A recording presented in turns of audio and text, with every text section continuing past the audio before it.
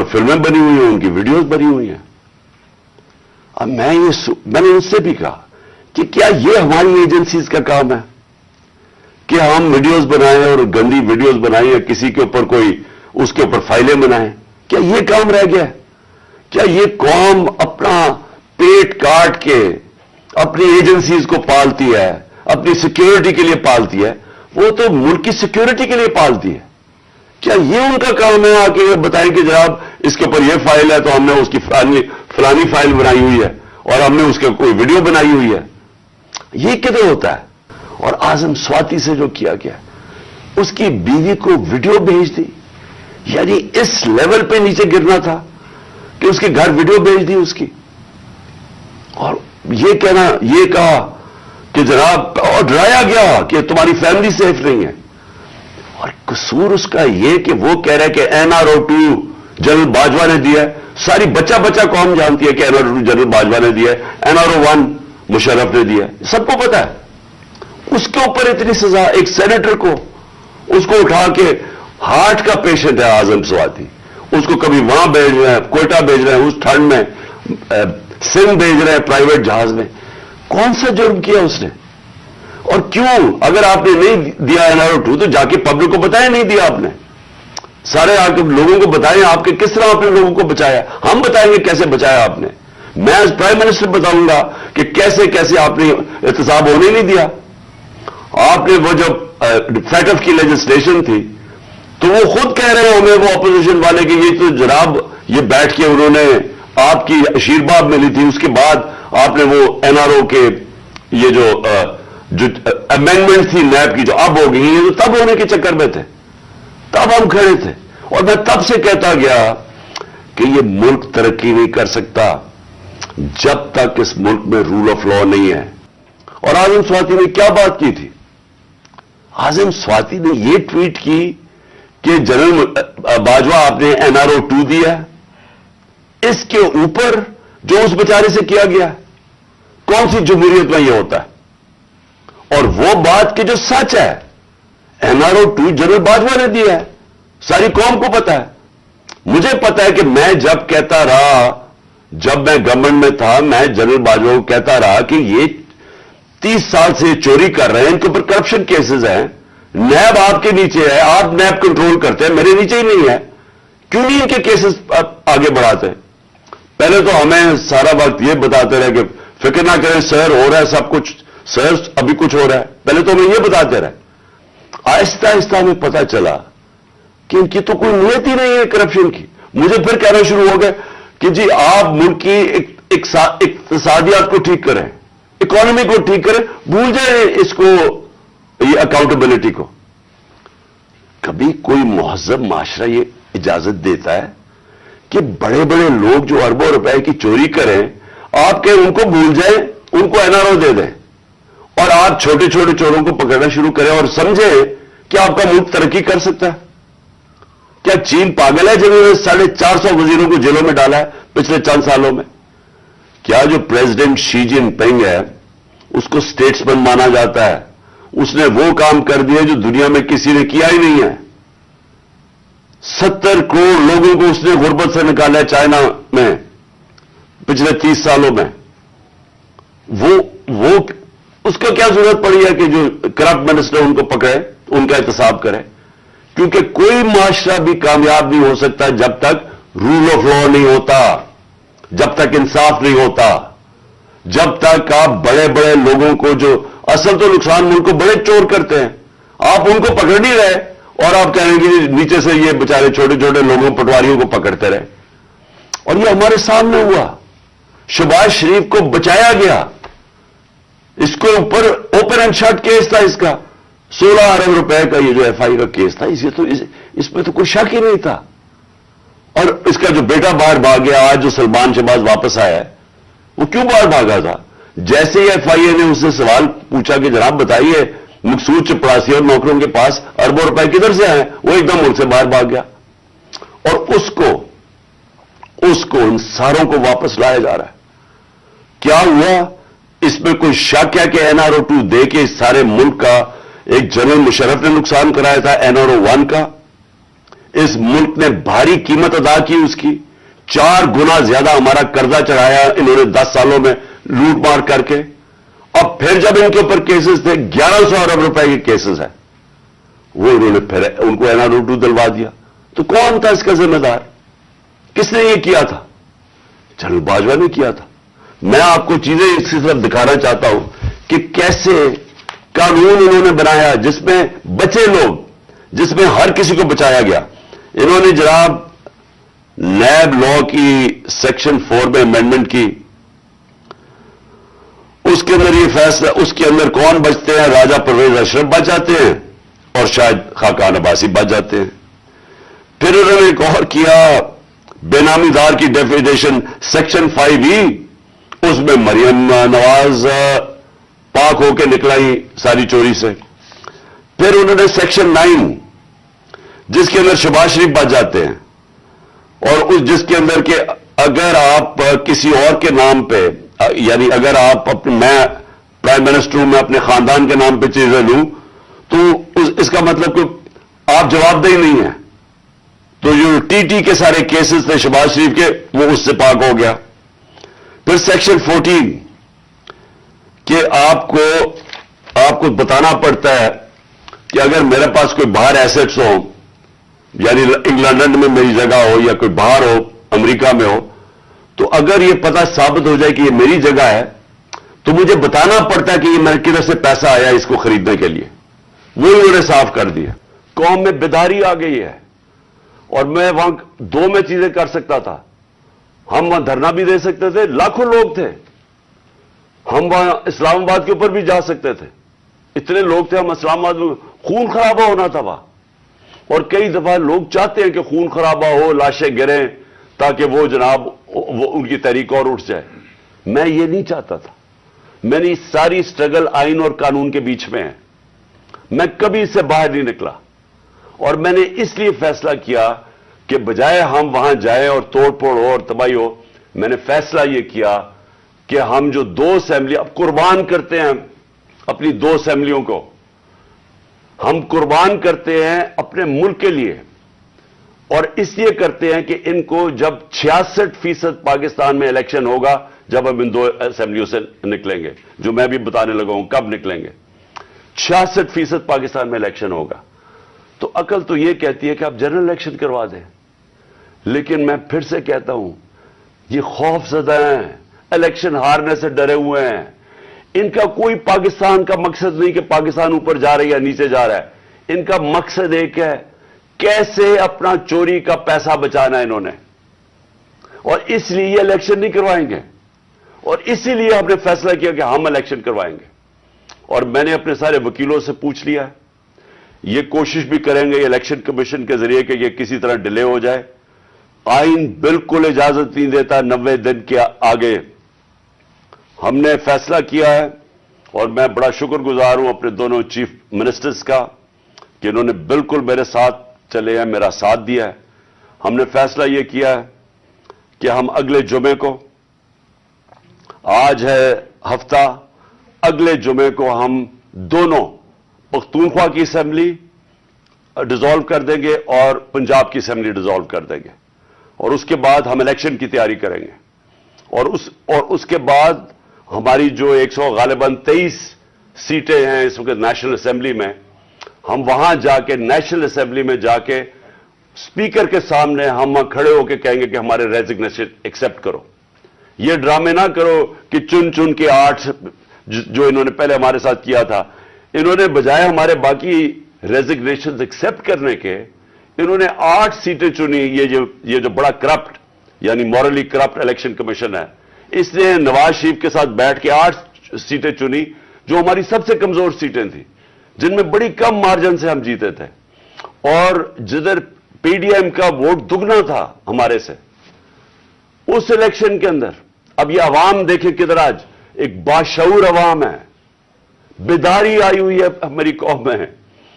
پتہ ہوتے ہوئے کہ میں نے اسمبلی میں نہیں, میں 8 سیٹوں پہ لڑا, پتہ ہوتے ہوئے کہ میں نے اسمبلی میں نہیں جانا, اس کے باوجود میری قوم نے مجھے سارے 8 کی 8 سیٹوں پہ جتایا, 7 سیٹوں پہ جتایا. اور ایک جو کراچی کے اندر سیٹ تھی, ذرا وہاں دیکھ لے وہ الیکشن کمیشن کو وہ دھاندلی نہیں نظر آئے گی جس طرح انہوں نے پوری اسٹیٹ مشینری استعمال کی اور ووٹ باہر پھینک دیا، اور جو ہر بار استعمال کرتا ہے۔ تو ہم نے یہ فیصلہ کر لیا ہے۔ میں اپنی قوم کو آخر میں صرف یہ کہنا چاہتا ہوں کہ دیکھیں، مایوسی گناہ ہے۔ آپ مایوس ہو کے گھر بیٹھ جائیں یا آپ باہر ٹکٹ لے کے کسی اور ملک میں چلے جائیں اور کوئی نوکری مل جائے، یہ میری نظر میں یہ ایک انسان اپنی جو ڈیوٹی ہے معاشرے کو اس سے بھاگتا ہے۔ اصل آپ سب کی ڈیوٹی یہ ہے کہ ہم اب کھڑے ہوں اور ہم ان چوروں کا اور اس کرپٹ نظام کا مقابلہ کریں، اور ہم کریں الیکشن کے ذریعے، اور الیکشن کے ذریعے ان کو سبق سکھائیں آئین اور قانون کے بیچ میں رہتے ہوئے۔ میں نہیں چاہتا کہ یہاں سری لنکا جیسا سچویشن ہو کہ لوگ سڑکوں کے اوپر آ جائیں اور توڑ پھوڑ ہو۔ میں چاہتا ہوں کہ ہم الیکشن کے ذریعے ان کو شکست دیں، اور ان کو ایسی شکست دیں کہ یہ ہمیشہ کے لیے ان چوروں کا نام و نشان یہاں سے چلا جائے۔ مدد کرتے ہیں، تیرے سے مدد مانگتے ہیں۔ میرے ساتھ آج چودھری پرویز الہی بیٹھے ہوئے ہیں، پنجاب کے چیف منسٹر، اور دوسری طرف میرے پاس محمود خان جو کہ پختونخوا کے چیف منسٹر ہیں۔ تو ہم نے آج بڑا اہم فیصلہ کرنا ہے اور میں نے اناؤنس کرنا ہے۔ تو میں یہ چاہتا تھا کہ آج میں اپنی قوم کے سامنے پہلے یہ رکھوں کہ ہم اس سٹیج پہ پہنچے کیسے ہیں، کہ ہم سٹنگ گورنمنٹس ہیں، ہماری اپنی گورنمنٹس ہیں، ہمارا اپنا راج ہے یہاں، لیکن ہم کیوں اس نتیجے پہ پہنچے ہیں کہ ہم سمجھتے ہیں کہ اگر ہمیں اپنی گورنمنٹس بھی قربان کرنی پڑے اس ملک کے اندر، جب تک الیکشنز نہیں ہوں گے، صاف اور شفاف الیکشنز نہیں ہوں گے، ہم سب کو آج خوف ہے کہ ملک ڈوب رہا ہے۔ میں آپ کو وہ پاکستانی ہوتے ہوئے بتا رہا ہوں جس نے ساری باہر کمائی کی، 20 سال باہر پیسے کمائے، سب کچھ بیچ کے، جو فلیٹ تھا وہ بیچ کے، منی ٹریل دے کے، عدالت میں یہ بتا کہ میں نے وہ کدھر سے پیسے لیے، جو بھی میرا آمدنی کدھر تھی، پھر میں نے فلیٹ لیا، پھر وہ بیچا، پھر منی ٹریل، سب کچھ میرا آج جینا بن رہا پاکستان میں۔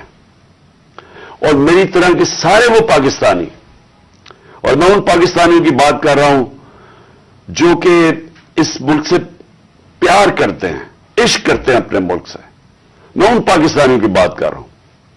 میں ان کی بات نہیں کر رہا جو چوری کر کے اس ملک کا پیسہ باہر بیچتے ہیں، جن کا سب کچھ باہر ہے، بزنسز باہر ہیں، بچے باہر ہیں، بڑے بڑے محلات باہر ہیں، یہاں کے چوری کے پیسے سے بڑے بڑے شاہانہ ان کا زندگی ہے۔ اور میں ان کی بات نہیں کر رہا کیونکہ ان کا اس ملک سے کیا رشتہ ہے، اور میں باقی پاکستانیوں کی بات کر رہا ہوں جو سمجھتے ہیں کہ ہمارا جینا مرنا پاکستان میں ہے۔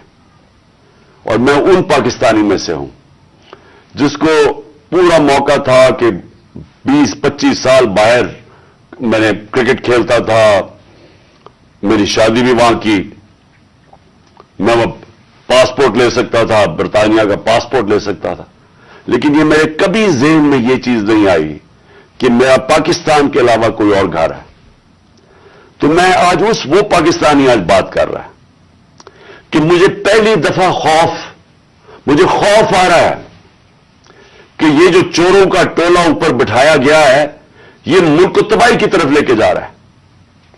میں آج کوئی پاکستان کے بزنس مین سے پوچھ لے، کوئی انڈسٹریل سے پوچھ لے، پاکستان کے کسانوں سے پوچھے، پاکستان کے مزدور سے پوچھیں، جس کی آج آمدنی اور اس کا جو خرچہ ہے اس میں اب کوئی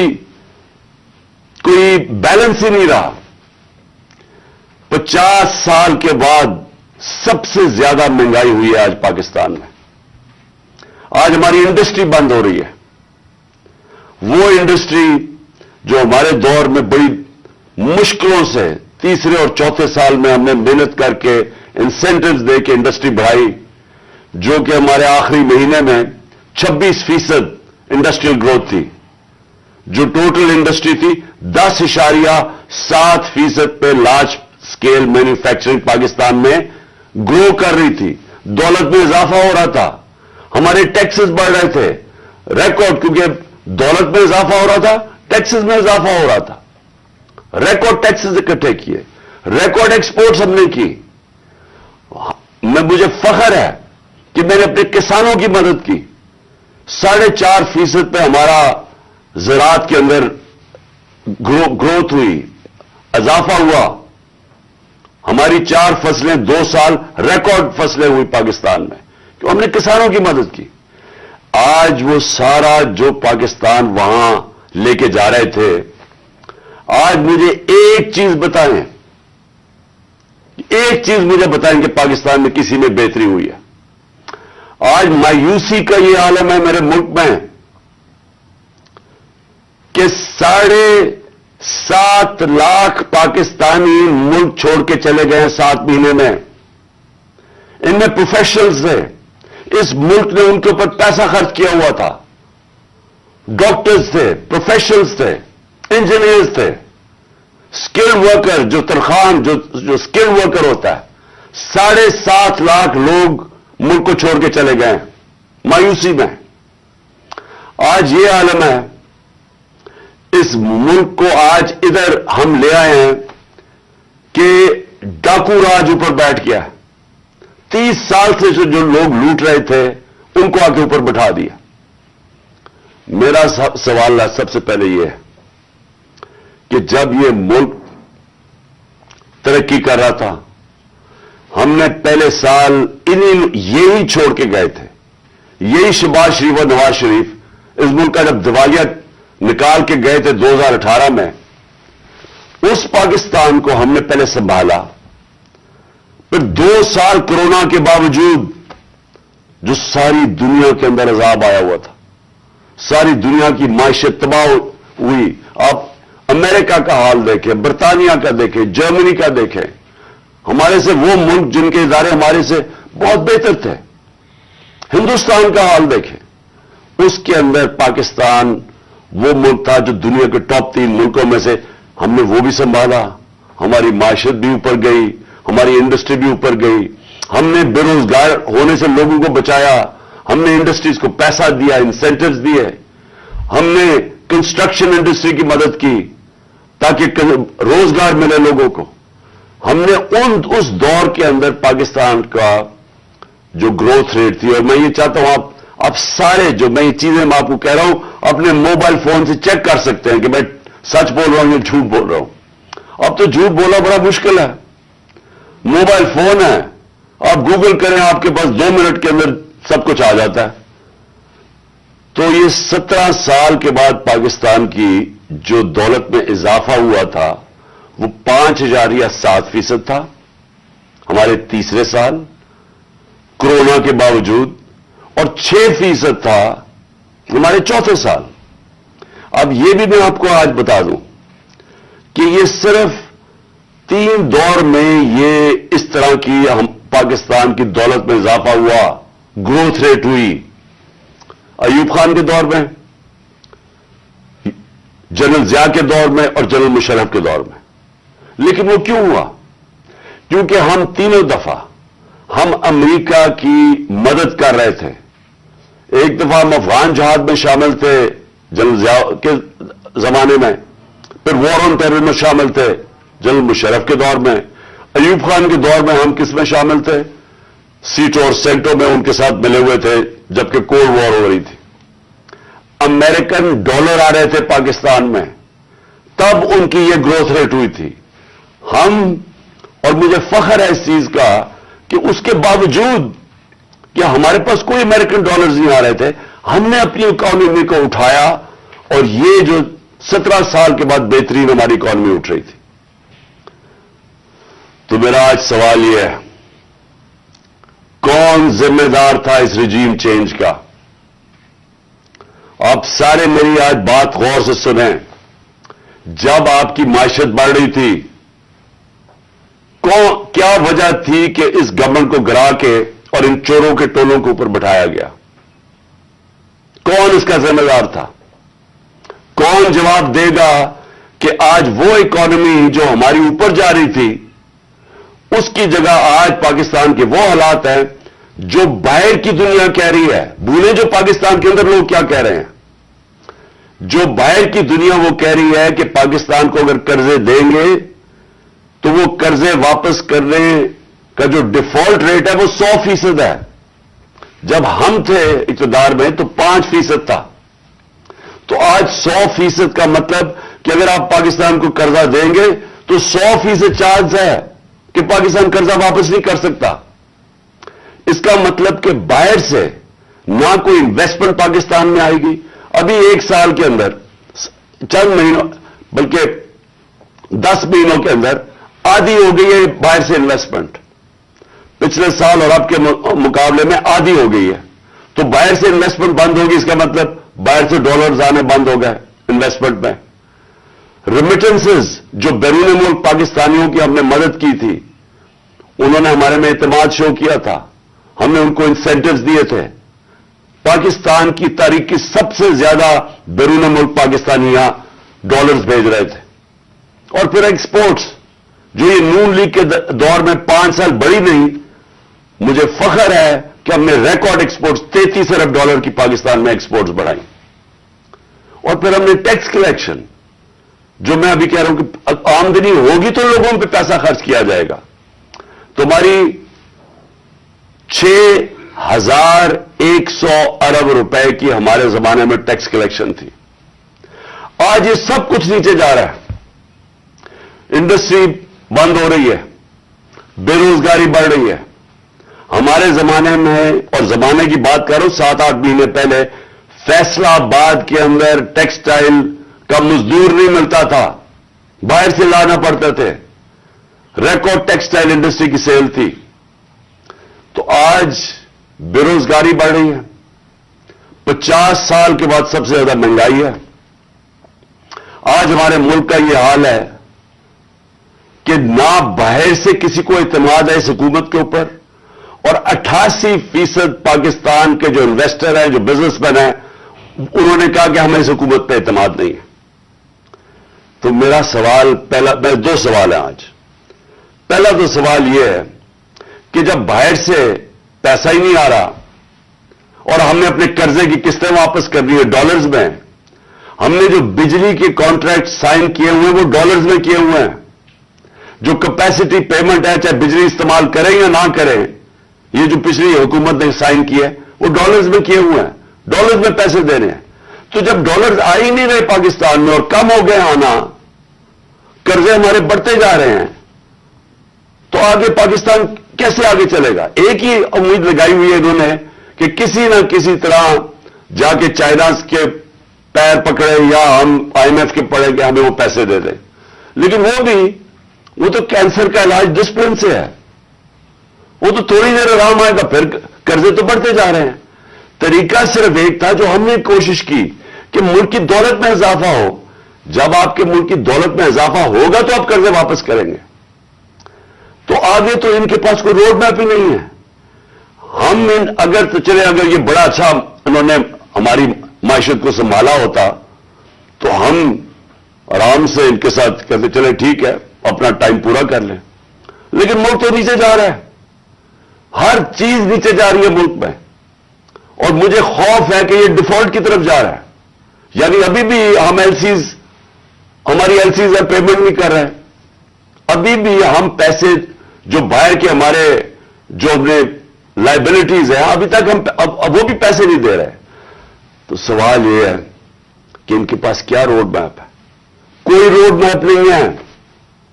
یہ صرف ایک چیز یہ چاہتے ہیں کہ کسی نہ کسی طرح الیکشن کو ڈیلے کریں.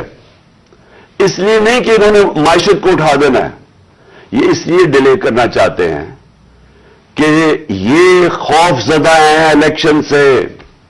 ان کو ڈر لگا ہوا ہے کہ جب بھی الیکشن ہوں گے انہوں نے ہار جانا ہے. تو اپنے آپ کو بچانے کے لیے یہ ملک کو تباہ کر رہے ہیں. کیونکہ انہوں نے الیکشن میں ہار جانا ہے اس لیے یہ الیکشن نہیں کر رہے, اور یہ الیکشن ڈیلے کریں گے. اور میں یہ سمجھتا ہوں کہ یہ اکتوبر میں بھی نہیں الیکشن کروائیں گے. کوئی نہ کوئی الیکشن کمیشن ان کا ساتھ ملا ہوا ہے, ایک بڑا بددیانتدار آدمی ہے وہ ان کے ساتھ ملا ہوا ہے, اور وہ ان کو طریقے سے اب بتائے گا کہ کیسے الیکشن ڈیلے کیا جا سکتا ہے. اسی الیکشن کمیشن نے جب سپریم کورٹ جب گئے سپریم کورٹ میں، جب ہماری گورنمنٹ گرا رہے تھے یہ، تو اسی سپریم کورٹ کے پاس جب ہم گئے تو وہ مان گئے تھے کہ الیکشن ہم نے کہا الیکشن کروا دو، وہ مان گئے تھے. اس الیکشن کمیشن نے وہاں جا کے کہا کہ جی میں 7 مہینے تک الیکشن نہیں کروا سکتا، اور اس کی بیسس پہ الیکشن نہیں ہوئے. آئین، پاکستان کا آئین کہتا ہے کہ الیکشن کمیشن کو سارا وقت تیار ہونا چاہیے 90 دن میں الیکشن کروانا، اور میں یہ سمجھتا ہوں کہ یہ پوری کوشش کرے گا ان کے ساتھ مل کے کہ کسی نہ کسی طرح یہ الیکشن کھینچے. ان کو کوئی پاکستان کی فکر نہیں ہے، کیونکہ ان کے پیسے باہر پڑے ہوئے ہیں. روپیہ گرتا ہے، ان کے پیسے ڈالر میں، ان کی دولت میں اضافہ ہوتا ہے. ان کو کوئی فکر نہیں ہے کہ اگر ملک نیچے جاتا ہے تو انہوں نے تو پھر باہر چلے جانا ہے. یہ تو ہمیشہ جب مشکل آتی ہے ان کو پر کوئی کیسز ہوتے ہیں باہر بھاگ جاتے ہیں. تو لیکن میرا جو سوال ہے کہ کون ذمہ دار تھا اس کا؟ کس نے ایک چلتی ہوئی حکومت جو اچھی بلی جو میں خود آپ کو بتا رہا ہوں، اور یہ آپ اکنامک سروے آف پاکستان میں دیکھ سکتے ہیں کہ ہماری پرفارمنس کیا تھی. میں نہیں اگر کہہ رہا تو آپ خود دیکھ سکتے ہیں. اس حکومت کو سازش کر کے، بیرونی سازش کا حصہ بن کے، کون ذمہ دار تھا اس کا؟ اس کا ایک آدمی ذمہ دار ہے، اس کا نام ہے جنرل باجوہ. میں اس کے خلاف اس لیے نہیں بات کرتا تھا، آرمی چیف تھے. آرمی چیف کے خلاف آپ کیوں نہیں بات کر سکتے؟ کیونکہ فوج کو برا نام نہ آئے. ہم سب سمجھتے ہیں کہ اس ملک کو، جو میری طرح کے لوگ، آزاد ذہن کے لوگ ہیں، ہم تو اپنی فوج کو چاہتے ہیں مضبوط ہو. ہماری تو ساری پوری کوشش ہے کہ مضبوط فوج ہو تاکہ ہم آزاد ملک رہ سکیں. تو اس لیے ہم چپ کر کے بیٹھے رہے اور یہ سارے تماشے دیکھتے رہے کہ کیسے سازشیں ہوئی، کیسے لوگوں کو بتایا گیا. میں آپ کے سامنے ذرا ایک چھوٹی سی کلپ دکھانا چاہتا ہوں کہ اگر آپ کو کوئی شک ہے کہ ہوا کیا، تو پہلے تو الیکشن سے پہلے، ہماری حکومت گرانے سے پہلے، 4 نون لیگ کے جو بڑے نام ہیں انہوں نے کیا کہا. ان سے جب پوچھا گیا کہ جناب آپ نو کانفیڈنس موشن کامیاب ہو سکتی ہے اسٹیبلشمنٹ کے بغیر، کہ یہ جو ساری سازش ہوئی تھی اس میں ہم کسی کو اور کو نہ کہیں، ایک آدمی کے فیصلہ کرتا ہے، وہ تھا آرمی چیف اس وقت کے جنرل باجوہ. انہوں نے یہ فیصلہ کیا ہمیں ہٹانے کا. کیا وجہ تھی اس کے پیچھے؟ کیا یہ سمجھتے تھے کہ واقعی شہباز شریف اور یہ اسحاق ڈار کوئی بڑے جینیسز ہیں جو آ کے ملک کو ہمارے سے بہتر چلا لیں گے؟ کیا وجہ تھی کہ انہوں نے ایک سٹنگ گورنمنٹ کو گرا دیا؟ ہمارے لوگوں کو آ کے، وہ جس طرح ابھی مصطفیٰ کوکر نے بتایا کہ بیپ کے ممبرز اور ایم کیو ایم کے ممبرز اور شہزان بگٹی، سب کو پتا تھا کہ یہ تو جدھر حکم ملے گا ان کو اسٹیبلشمنٹ سے، انہوں نے ادھر جانا ہے، تو ان کو ادھر جا کے بھیج دیا کہ جناب آپ جا کے ادھر چلے جائیں، اور گورنمنٹ گر گئی. تو میرا اگلا سوال یہ ہے، جب گورنمنٹ گر گئی اور پھر ان کو یہ چیز کا علم ہوا کہ عوام ہمارے کے ساتھ آگے کھڑی ہو گئی، 10 اپریل کو پبلک سڑکوں کے اوپر نکلائی، لوگوں نے ان چوروں کو ریجیکٹ کر دیا، بلکہ ہماری مقبولیت بڑھنی شروع ہو گئی، اس لیے کہ لوگ ان کی جب شکلیں لوگوں نے دیکھی، پھر سے مسلط کیا گیا ان کو عوام کے اوپر، تو لوگ ہمارے ساتھ اور جڑنا شروع ہو گئے، بڑے بڑے جلسے شروع ہو گئے. اس کے بعد الیکشن جب کروائے گئے تو الیکشن کے ریزلٹس میں اس کے باوجود کہ پوری کوشش کی گئی اسٹیٹ مشینری اس کو ان کو جتانے کے لیے، اس کے باوجود ہار گئے. قوم نے اپنا ورڈکٹ دے دیا، دوسرا الیکشن ہوا اس میں بھی ہار گئے. لیکن مجھے جو افسوس کی بات ہے کہ بجائے ایک سمجھے کہ جناب جنرل باجوہ آپ نے غلطی کر دی ہے، آپ کو عقل کل تو نہیں ہے، آپ دیکھ رہے ہیں کہ لوگ کدھر کھڑے ہیں. انہوں نے ہمارے اوپر جو ظلم کیا ہے، جس طرح ہمارے اوپر ظلم کیا گیا میں آپ کو یقین دلاتا ہوں کہ جنرل مشرف کے مارشل لاء میں اپوزیشن میں تھا, مجھے انہوں نے جیل میں ڈالا. میں نے کہیں اس طرح کا ظلم نہیں دیکھا جنرل مشرف کے دور پہ جو یہ جنرل باجوہ نے ہمارے پہ کروایا. ہمارے لوگوں کے اوپر دھمکیاں, ٹیلی فون سے دھمکیاں آ رہی ہیں. وہ جو ہماری حمایت کرے یا جو ہمارے ساتھ میڈیا کے لوگ ہوں ان کے اوپر دھمکیاں. جو میڈیا ہاؤس تھا, سلمان اقبال وہ ملک سے باہر چلا گیا, اس کے بعد صابر شاکر ملک سے باہر چلا گیا, آج محیط پیرزادہ ملک سے باہر گیا ہوا اسی خوف سے. ارشد شریف, اتنی بڑی ٹریجڈی ہوئی ہے, اس کو جو دھمکیاں دی, کیا وجہ تھی اس کی؟ وہ ایک دیانتدار آدمی, وہ بتا رہا تھا کہ اس ملک کے ساتھ کیا ظلم ہوا ہے, کہ اچھی بلی گورنمنٹ آپ نے گرا کے چوروں کو بٹھا دیا. تو بجائے یہ کہ کریکٹ کرنا, ہمارے اوپر ظلم شروع ہو گیا. اور ظلم کی انتہا یہ تھی کہ سوشل میڈیا کے لوگوں کو اٹھا کے لے جاتے تھے, ان کو مار پھینٹا لگا کے تو اگلے دوسرے دن گھر واپس بھیجتے تھے, دھمکیاں دیتے تھے کہ آگے سے کیا تو یہ ہوگا. جو اعظم سواتی سے کیا, جو اس سے پہلے جو شہباز گل سے کیا, کون سی اس نے اتنی بڑی بات کی تھی کہ اس کو ننگا کر کے مارا, اور وہ ابھی تک اس کے اثرات ہیں جو انہوں نے اس کو تشدد کیا اس کے اوپر. اور اعظم سواتی نے کیا بات کی تھی؟ اعظم سواتی نے یہ ٹویٹ کی کہ جنرل باجوہ آپ نے NRO 2 دیا, اس کے اوپر جو اس بیچارے سے کیا گیا, کون سی جمہوریت میں یہ ہوتا ہے؟ اور وہ بات کہ جو سچ ہے, NRO 2 جنرل باجوہ نے دیا ہے, ساری قوم کو پتا ہے. مجھے پتا ہے کہ میں جب کہتا رہا, جب میں گورنمنٹ میں تھا, میں جنرل باجوہ کو کہتا رہا کہ یہ 30 سال سے چوری کر رہے ہیں, ان کے اوپر کرپشن کیسز ہیں, نیب آپ کے نیچے ہے, آپ نیب کنٹرول کرتے ہیں, میرے نیچے ہی نہیں ہے, کیوں نہیں ان کے کیسز آگے بڑھاتے؟ پہلے تو ہمیں سارا وقت یہ بتاتے رہے کہ فکر نہ کریں سر, ہو رہا ہے سب کچھ, سر ابھی کچھ ہو رہا ہے. پہلے تو ہمیں یہ بتاتے رہے. آہستہ آہستہ ہمیں پتا چلا کہ ان کی تو کوئی نیت ہی نہیں ہے کرپشن کی. مجھے پھر کہنا شروع ہو گئے کہ جی آپ ملک کی اقتصادیات کو ٹھیک کریں, اکانومی کو ٹھیک کریں, بھول جائیں اس کو, یہ اکاؤنٹیبلٹی کو.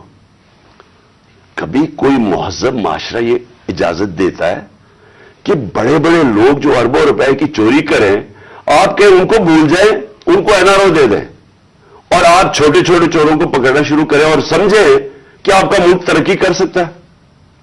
کیا چین پاگل ہے جنہوں نے 450 وزیروں کو جیلوں میں ڈالا ہے پچھلے چند سالوں میں؟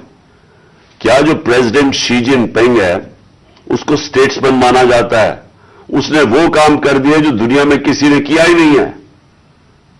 70 کروڑ لوگوں کو اس نے غربت سے نکالا ہے چائنا میں پچھلے 30 سالوں میں. وہ اس کو کیا ضرورت پڑی ہے کہ جو کرپٹ منسٹر ان کو پکڑے, ان کا احتساب کرے؟ کیونکہ کوئی معاشرہ بھی کامیاب نہیں ہو سکتا جب تک رول آف لا نہیں ہوتا, جب تک انصاف نہیں ہوتا, جب تک آپ بڑے بڑے لوگوں کو, جو اصل تو نقصان ملک کو بڑے چور کرتے ہیں, آپ ان کو پکڑ نہیں رہے, اور آپ کہہ رہے ہیں کہ نیچے سے یہ بیچارے چھوٹے چھوٹے لوگوں, پٹواریوں کو پکڑتے رہے. اور یہ ہمارے سامنے ہوا.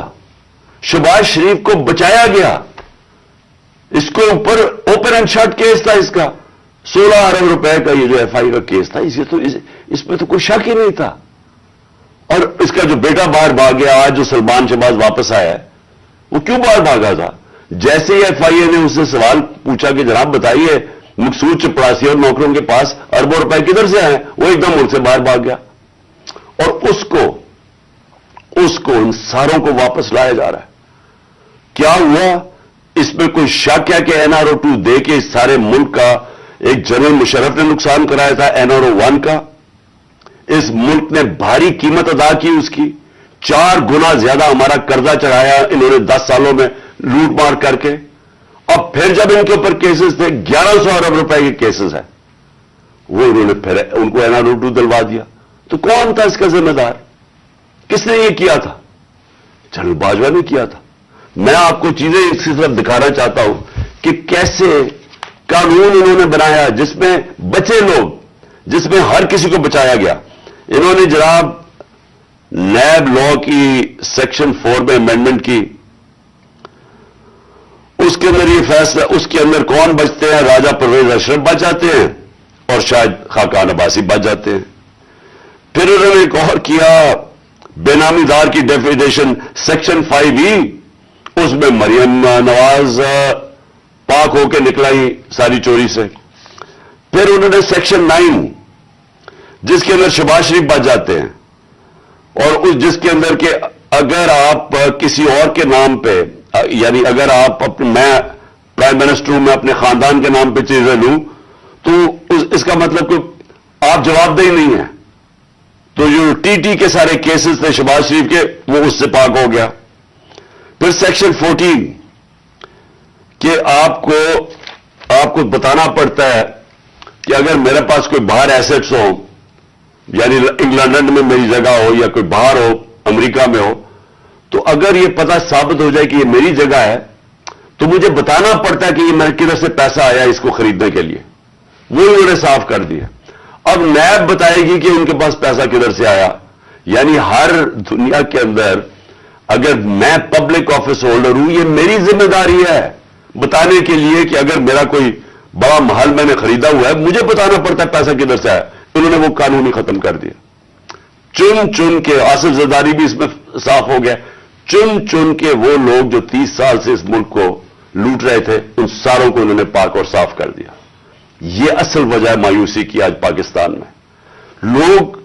لوگ جنہوں نے یہ تماشا دیکھ رہے ہیں کہ ایک طرف قوم مر رہی ہے اس مہنگائی کے اندر اور فیکٹریاں بند ہو رہی ہیں، بے روزگاری کی قرضے چڑھتے جا رہے ہیں، ایک طرف یہ ہے اور دوسری طرف یہ اربوں روپے کی ان کی کرپشن معاف ہو رہی ہے، اور یہ بہت بڑی وجہ ہے آج مایوسی کی۔ اور میں نے یہ جو ہمارے اوپر ظلم ہوا، میں صرف اس کے اوپر آنا چاہتا ہوں کہ مجھے ایک جگہ بتایا گیا جنرل باجوہ نے کہ جی آپ کے لوگوں کے اوپر ہمارے پاس تو فائلیں ہیں ان کی کرپشن کی، ان کے اوپر فلمیں بنی ہوئی ہیں، ان کی ویڈیوز بنی ہوئی ہیں۔ اب میں نے ان سے بھی کہا کہ کیا یہ ہماری ایجنسیز کا کام ہے کہ ہم ویڈیوز بنائیں اور گندی ویڈیوز بنائیں یا کسی کے اوپر اس کے اوپر فائلیں بنائیں؟ کیا یہ کام رہ گیا ہے؟ کیا یہ قوم اپنا پیٹ کاٹ کے اپنی ایجنسیز کو پالتی ہے، اپنی سیکیورٹی کے لیے پالتی ہے؟ وہ تو ملک کی سیکیورٹی کے لیے پالتی ہے۔ کیا یہ ان کا کام ہے آ کے بتائیں کہ جناب اس کے اوپر یہ فائل ہے تو ہم نے اس کی فلانی فائل بنائی ہوئی ہے اور ہم نے اس کے کوئی ویڈیو بنائی ہوئی ہے؟ یہ کدھر ہوتا ہے؟ یہ اپنے لوگ، اچھا، اور میں کوئی ملک کا دشمن ہوں؟ 50 سال سے قوم مجھے جانتی ہے، سارے پاکستان کے ایوارڈز میں نے جیتے ہوئے ہیں، سول ایوارڈ سب جیتے ہوئے ہیں۔ میں سب سے بڑا پاکستان کا وہ یعنی جو جسے کہے کہ جو خیراتی کام کرتا ہے، کسی نے پاکستان میں اتنے پیسے نہیں اکٹھے کیے جو میں نے کیے۔ میرے اوپر ہر قسم کا گن، یہ سوچیں کہ میرا پرائم منسٹر، جب میں پرائم منسٹر تھا، میرے گھر کا فون ٹیپ کیا ہوا تھا، اور وہ ٹیپ ہی نہیں کیا، اس کے بعد وہ لیکس کرتے ہیں۔ یہ پرائم منسٹر کے گھر، کوئی یہ نہیں پوچھ رہا کہ اتنا یہ آفیشل سیکرٹ ایکٹ کی وائلیشن ہے، پرائم منسٹر کے پرائیویٹ نمبر کو ٹیپ کریں اور اس کو جا کے آپ پبلک کر دیں۔ یہ کہاں ہوتا ہے؟ اگر میں اپنے پرنسپل سیکرٹری، میں اپنے پرنسپل سیکرٹری سے بات کر رہا ہوں، وہ انہوں نے ٹیپ چلا دی، وہ کون کر رہا تھا؟ تو میں پھر سے یہ پوچھتا ہوں، ہم کوئی ملک کے دشمن ہیں؟ کیا میں کوئی پیسے لوٹ کے میرے باہر پڑے ہوئے ہیں؟ کیا میں کوئی ملک سے غداری کر رہا ہوں؟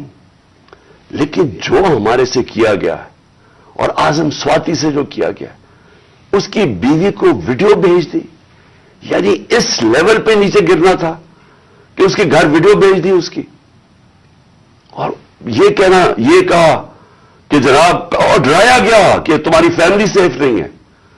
اور قصور اس کا یہ کہ وہ کہہ رہا ہے کہ NRO2 جنرل باجوہ نے دیا ہے، ساری بچہ قوم جانتی ہے کہ NRO2 جنرل باجوہ نے دیا ہے، NRO1 مشرف نے دیا ہے، سب کو پتا ہے۔ اس کے اوپر اتنی سزا، ایک سینیٹر کو، اس کو اٹھا کے، ہارٹ کا پیشنٹ ہے اعظم سواتی، اس کو کبھی وہاں بھیج رہے ہیں، کوئٹہ بھیج رہے ہیں، اس ٹھنڈ میں سندھ بھیج رہے ہیں پرائیویٹ جہاز میں۔ کون سا جرم کیا اس نے؟ اور کیوں؟ اگر آپ نے نہیں دیا NRO2 تو جا کے پبلک کو بتایا نہیں دیا آپ نے۔ سارے آ کے لوگوں کو بتائیں آپ کے کس طرح آپ نے لوگوں کو بچایا. ہم بتائیں گے کیسے بچایا آپ نے. میں ایز پرائم منسٹر بتاؤں گا کہ کیسے کیسے آپ نے احتساب ہونے نہیں دیا. آپ نے وہ جب فیٹ آف کی لیجسلیشن تھی تو وہ خود کہہ رہے ہیں ہمیں وہ اپوزیشن والے کہ یہ تو جناب یہ بیٹھ کے انہوں نے آپ کی آشیرواد ملی تھی, اس کے بعد آپ نے وہ این آر او کے یہ جو امینڈمنٹ تھی نیب کی جو اب ہو گئی یہ تو تب ہونے کے چکر میں تھے, تب ہم کھڑے تھے. اور میں تب سے کہتا گیا کہ یہ ملک ترقی نہیں کر سکتا جب تک اس ملک میں رول آف لا نہیں ہے. کوئی دنیا میں ملک آج تک ترقی نہیں کیا جس کے طاقتور ڈاکو ان کو آپ چھوٹ دے دیں اور صرف کمزور لوگوں کو پکڑے. کوئی ملک ترقی نہیں کر سکتا, یہ ملک آگے بھی نہیں بڑھ سکتا. میں آخر میں بات بھی کرتا ہوں کہ انشاءاللہ اللہ نے موقع دیا تو ہم اب کیا پلان بنائیں گے اس ملک کو اس دلدل سے نکالنے کا جو انہوں نے پھنسایا ہوا ہمیں. اب میں جو اگلی بات کرنا چاہتا ہوں وہ یہ کہ ہم نے آپس میں مشاورت کی.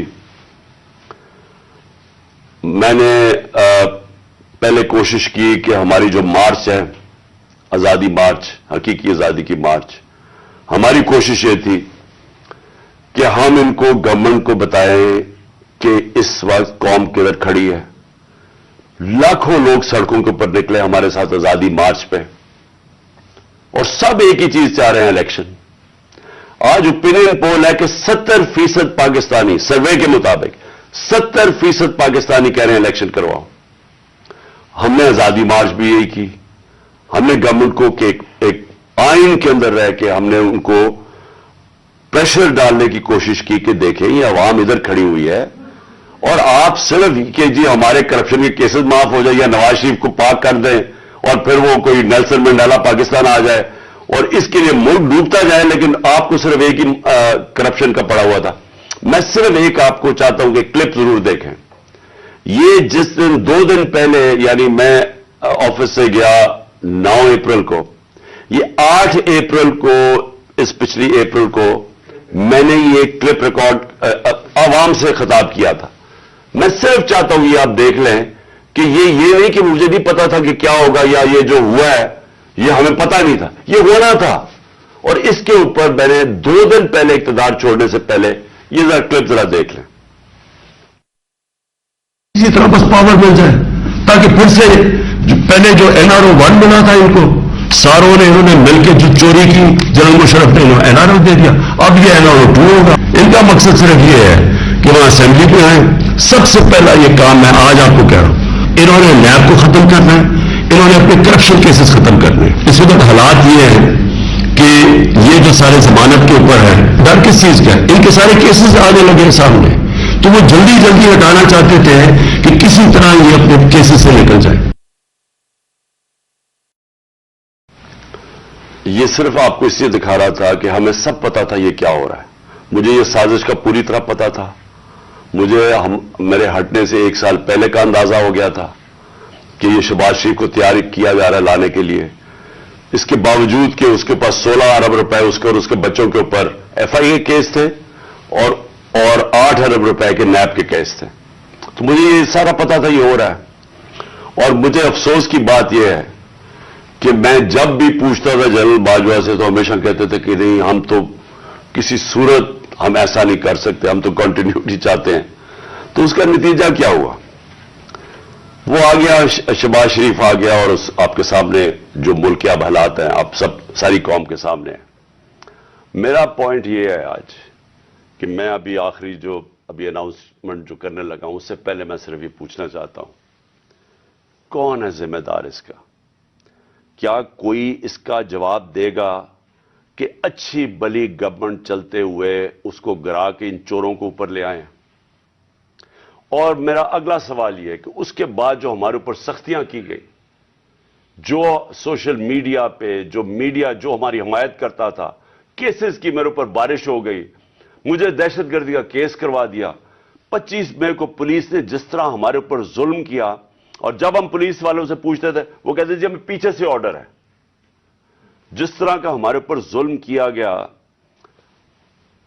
میں سوال یہ پوچھتا ہوں کہ کیا ہم بھیڑ بکریاں ہیں, ہم کیڑے مکوڑے ہیں کہ آپ جب فیصلہ کریں پہلے آپ، اور میں نے آپ کے کانوں سے، جنرل باجوہ کے کانوں سے سنا کہ یہ کرپٹ ہے، اب آپ نے فیصلہ کیا کہ یہ ٹھیک ہو گئے ہیں، اور آپ نے فیصلہ کیا کہ جناب یہ آپ ملک کو ٹھیک کریں گے، تو کیا ہم وہ کیڑے مکوڑے ہیں کہ جدھر آپ بھیڑ بکریوں کو دھکیلیں گے ہم ادھر چلے جائیں گے؟ یعنی ہم انسان ہیں یا ہم جانور ہیں کہ جو آپ کا فیصلہ ہو بند کمروں کے اندر ہم اسی کے اوپر چل پڑے؟ اور آپ کو جب نظر بھی آ رہا تھا کہ پاکستانی قوم ان کو ریجیکٹ کر رہی ہے، ہمیں تو ہمارے ساتھ میرا تو فائدہ کروا دیا، مجھے تو اللہ نے کبھی اتنی عزت دی نہیں جو اس کے بعد ملی ہے، لیکن ملک کو کدھر پہنچا دیا آج۔ اور میں کیا یہ پوچھنا چاہتا ہوں کہ پاکستان کا مستقبل ہے کہ پہلے یہ لوٹیں گے، اب ان کے بچے تیار ہو گئے لوٹنے کے لیے، کیا اب ہم ان کو لے کے آئیں گے؟ اور اگر ہم ان کے خلاف جائیں گے اور ہم ان کو ریزسٹ کریں گے تو ہمیں پھیٹا لگایا جائے گا، ہمارے پر کیسز کیے جائیں گے، ہمیں ڈرایا جائے گا۔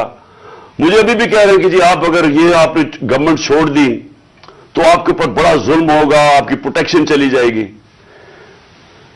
جب میں جا رہا تھا، میں آج اپنی قوم کو بتانا چاہتا ہوں کہ جب میں جا رہا تھا مارچ کے اوپر، سب کو، میرے ارد گرد بھی لوگوں کو پتا ہے، میں نے سب کو کہا تھا کہ اس میں واردات ہوگی، میرے خلاف میری جان کو خطرہ ہے۔ میں نے ٹی وی کے اوپر جا کے اس سے پہلے بتایا تھا کہ یہ دینی انتہا پسند کے نام پہ مجھے قتل کریں گے۔ ہر روز جب میں مارچ پہ جاتا تھا اور میں بشرا بیگم کو خدا حافظ کہتا تھا، میں تو ان کو سلام کرتا ہوں کہ ان کو پتا ہوتے ہوئے کہ میری جان خطرے میں تھی، اس کے باوجود وہ مجھے کہتی تھی کہ نہیں جاؤ، یہ جہاد ہے، یہ اللہ کے لیے آپ کام کر رہے ہیں۔ کوئی اپنی زندگی خطرے میں نہیں ڈالتا پیسے کے لیے یا اقتدار کے لیے، کوئی زندگی خطرے میں نہیں ڈالتا۔ جہاد کے لیے جب آپ اللہ کے لیے کام کر رہے ہیں تب آپ پتا ہوتے ہوئے کہ اب زندگی خطرے میں، اس کے باوجود جاتا تھا میں۔ اور میں جیسے ٹھیک ہوں گا انشاءاللہ، جیسے میں چلنے کے قابل ہوں گا میں پھر نکلوں گا باہر، کیونکہ یہ اللہ کا کام ہے۔ اپنی قوم کو حقیقی طور پہ آزاد کرنا یہ اللہ کا حکم ہے ہمیں۔ ظلم اور ناانصافی کے ساتھ سامنے کھڑا ہونا یہ اوپر والے کا حکم ہے، اس کو وہ جہاد کہتا ہے۔ امر بالمعروف پہ چلنا، کہ جب آپ دیکھ رہے ہیں یہ سارے چوروں کا ٹولہ اوپر بیٹھ گیا ہے اور آپ چپ کر کے بیٹھے رہیں بھیڑ بکریوں کی طرح، یہ آپ قرآن کا جو اللہ کا حکم ہے اس کے خلاف جا رہے ہیں۔ تو میرے لیے تو یہ جہاد ہے، تو میں نے تو یہ رکنا نہیں ہے۔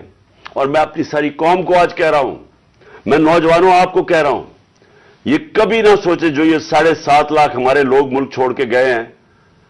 مجھے افسوس ہے کہ دیکھیں آسان راستہ ہے، میرے لیے کیا آسان زندگی تھی، میں کرکٹ کے بعد کچھ بھی نہ کرتا، تھوڑی سی کرکٹ کے اوپر بات چیت کرتا ہوں، اللہ نے مقام اتنا دیا ہوا ہے میں کروڑ روپیہ کما سکتا ہوں، مجھے تو کچھ کرنے کی ضرورت نہیں تھی۔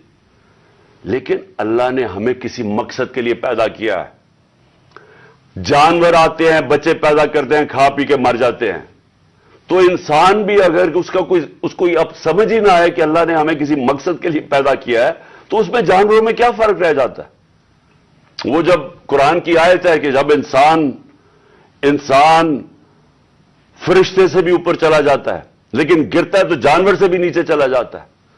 تو میں اپنی ساری قوم کو کہہ رہا ہوں کہ دیکھیں ہمارے سامنے اب 2 راستے ہیں، ہم ان چوروں کے ٹولوں کو مان لیں تو ہم اپنی تباہی کر رہے ہیں، اس ملک کا کوئی مستقبل نہیں ہے۔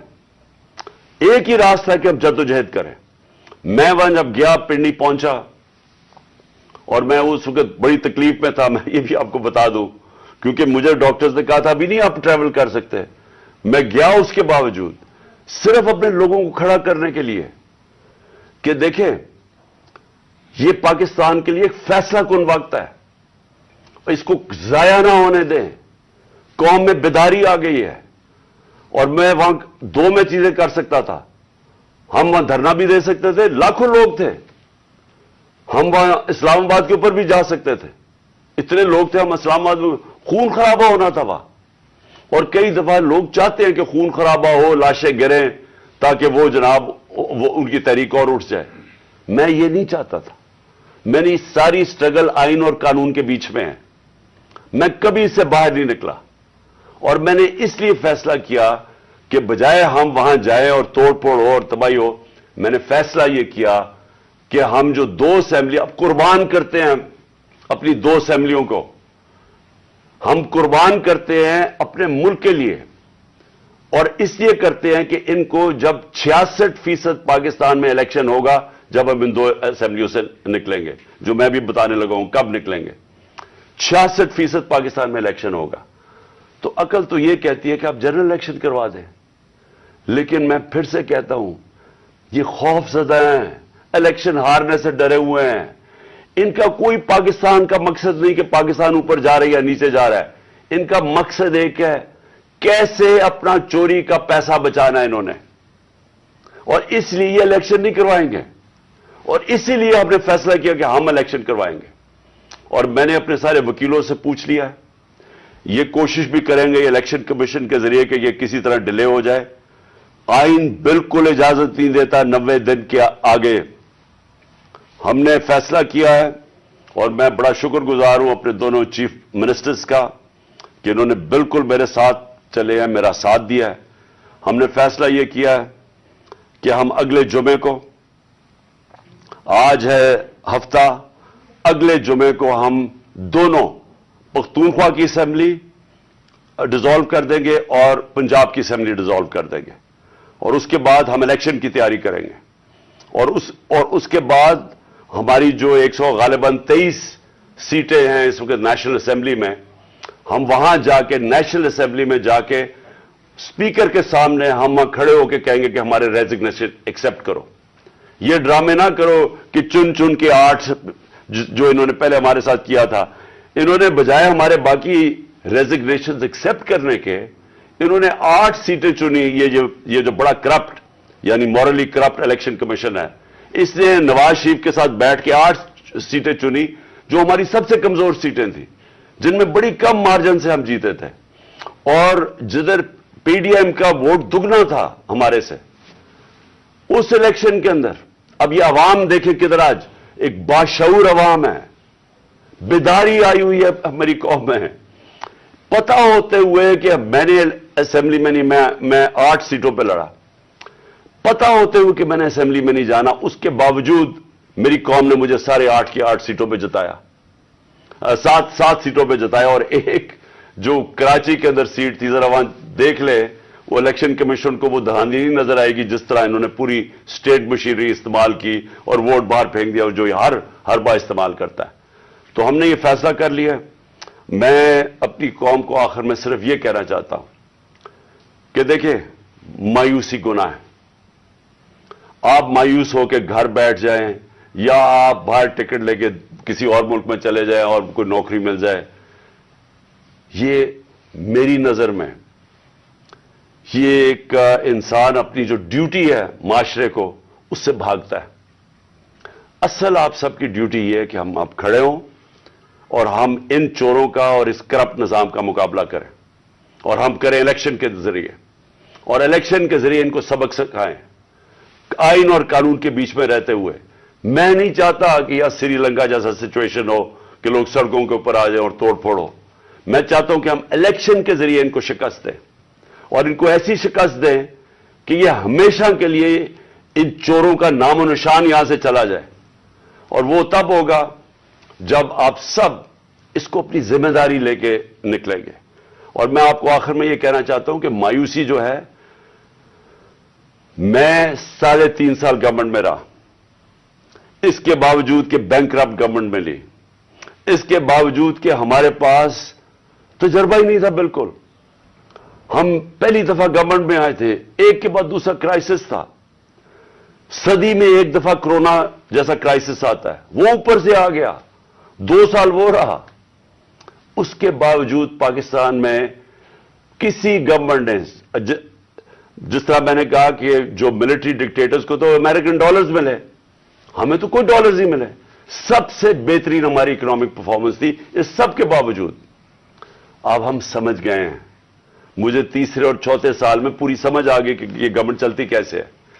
میں آخر میں صرف آپ کو یہ کہنا چاہتا ہوں، مایوس نہ ہوں، ملک یہ تب اب اٹھے گا جب بڑے اور مشکل فیصلے ہوں گے، یہ مشکل فیصلے ان کے نہیں کہ قیمتیں بڑھاتے جاؤ اور کہو جی مشکل فیصلہ ہے. مشکل فیصلے کا مطلب ملک کے اداروں کو ری سٹرکچر کریں, اس ملک کے اندر انصاف قائم کریں, رول آف لا قائم کریں. اگر اللہ بھاری اکثریت دیتا ہے تو تب آپ یہ سب کچھ کر سکتے ہیں. اس ملک میں اصلاحات کر سکتے ہیں, ادارے ٹھیک کر سکتے ہیں. جو گورنمنٹ کیسے چلتی ہے, اتنی بڑی ہم نے گورنمنٹ بنا دی ہے اور وہ ہمیں آگے نکلنے نہیں دیتی, ہر جگہ رکاوٹیں بن گئی ہوئی ہے. اور وہ ہم نے کافی چینج بھی کیا. ایکسپورٹس بڑھانی ہے, ہم نے ریکارڈ ایکسپورٹس بڑھائی. کیسے ہم نے ایکسپورٹس بڑھانی ہے اس کا ہم نے پلان بنایا ہوا ہے. اسمال اور میڈیم انڈسٹری کو کیسے کھڑا کرنا ہے جو اصل روزگار دیتی ہے اور دولت میں اضافہ ہوتا ہے. اپنی ایگریکلچر جو زراعت ہے, ہم نے چائنا سے بات کر چکے تھے کہ نئی ٹیکنالوجی ہم لے کے آئیں. بدقسمتی سے کرونا کی وجہ سے 2 سال چائنا بند ہو گیا. وہ جو نئی ٹیکنالوجی سے ہم نے صرف اپنی, اگر ہم وہ چھوڑیں کہ جو چائنا کے اندر وہ پیداوار لیتے ہیں 1 ایکڑ سے, ہم اگر اپنی دگنی کر لیں تو اب یہ سمجھیں کہ پاکستان کے اندر ایک انقلاب آ جائے گا. سو میں آخر میں یہ کہنا چاہتا ہوں کہ کوئی مایوس ہونے کی کوئی ضرورت نہیں ہے. یہ ٹورزم میں ہی ہم اتنا پیسہ بنا سکتے ہیں, اور وہ بھی بدقسمتی سے کرونا کی وجہ سے ٹورزم ساری دنیا میں بند ہوگی. ہم اس ملک کو اٹھا سکتے ہیں, لیکن وہ گورنمنٹ اٹھائے گی جس کے پاس ایک مینڈیٹ ہو, جس کے پاس عوام کی طاقت ہو. اور اس اللہ کے بعد اس ملک کے جو وارث ہے وہ عوام ہے, اور کوئی نہیں. عوام اس ملک کی وارث ہے, اور میں آپ میں سے ہوں. ہم نے اس عوام نے ایک قوم بن کے ہم نے اس مشکل وقت سے نکلنا ہے. اور لیکن وہ نکلیں گے تب جب اس ملک کے اندر صاف اور شفاف الیکشن ہو, اور اس کے لیے ہماری اب جدوجہد جاری رہے گی. میں آپ سب کا شکریہ ادا کرتا ہوں کہ پھر سے آپ میری